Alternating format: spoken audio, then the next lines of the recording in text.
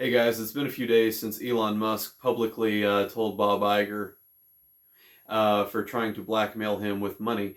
And I know it's been a few days since that's happened, and this video might not seem timely, but of course Elon Musk is not letting go of this, and he's been tweeting a little bit today, calling out Bob Iger a little bit more. And so I wanted to talk about this.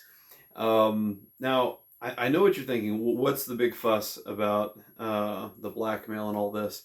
If you've ever run a business, marketing dollars tend to be, well, your accountant says that it's all expense. You're not going to see it, but a lot of business schools teach that your marketing dollars, you're actually purchasing customers, which is a very interesting way of looking at it.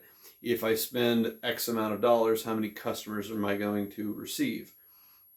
Now, if you're a big company like Disney, it gets to be a point where you buy a lot of ad buys just so that you can stay in the zeitgeist. Think of the Super Bowl.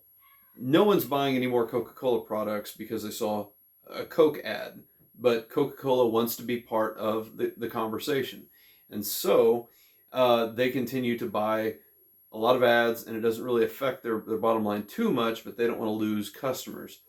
But with Twitter, it's a little bit different.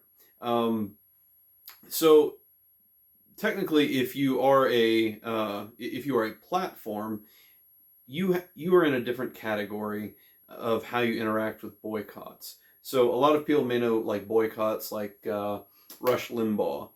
He would say something, and leftist organizations would gather together and say, "We're not going to support Gander Mountain for having radio ads on the talk radio during his 3-hour program," and that got very effective. And they would pull ads, and they say, "Oh, we don't want to be part of Rush Limbaugh," and they try to hurt Rush Limbaugh, saying he's going to earn less because he said something.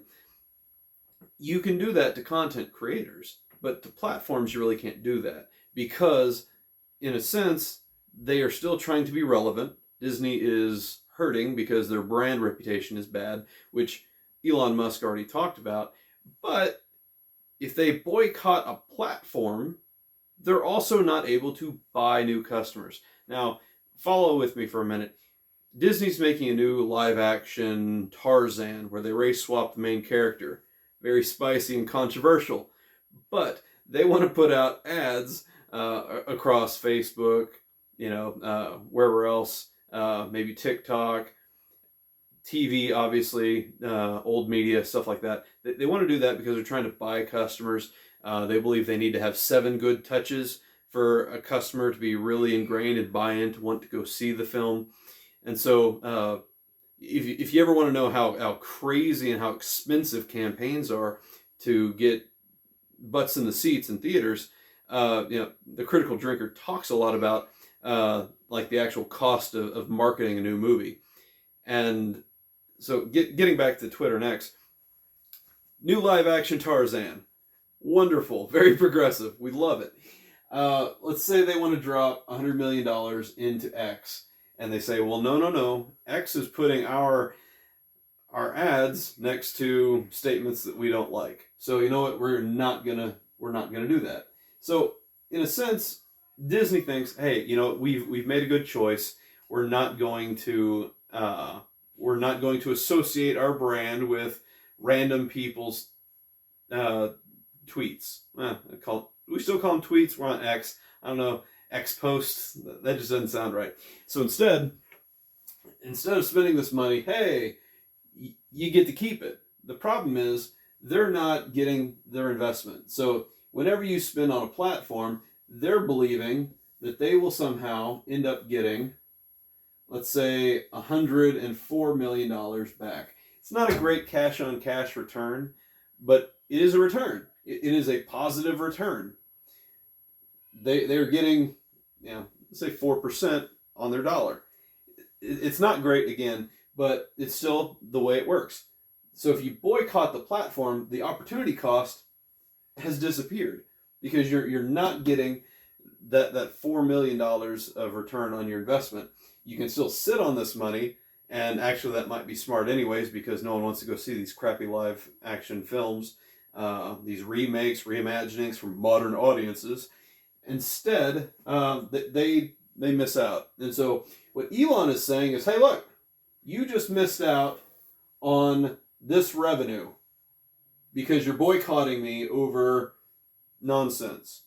And so you're doing it at your own detriment. And people don't understand that.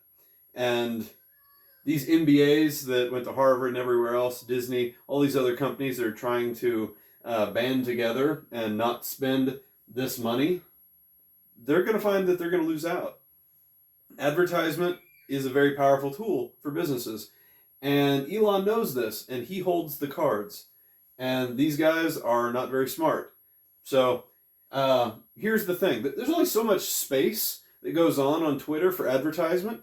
And so if Disney refuses to do this, okay, so what? Elon's got other people who would be glad. They might not spend the $100 million, but they might spend $85 million. Okay, he took a $15 million haircut. For what? So that he can continue to say what he wants and so that he can continue to have a platform that's a free speech platform? I don't even know this number. It might be higher. It might be a 1-for-1. He might have someone else who'd be willing to pay the king's ransom of $100 million. These are all hypothetical numbers, but still the point remains is that he's able to fill the space. Advertisers are not running away. And you know what? Here's the beauty of Elon buying X. Everyone in America is like, oh, it's terrible, get off it. You know, all the liberals in America, all the left, oh, I hate it, hate it, hate it. Elon is smarter than all of them. X is not just an American property. It's not an American product. It's not an American social media firm. It's worldwide. So you can have a ton of Americans complaining and doing all this. But when he trimmed the fat and he cut 90% of the workers of X, he ended up being able to produce a great product at a fraction of the cost, and it continues to go worldwide. It continues to grow its brand worldwide.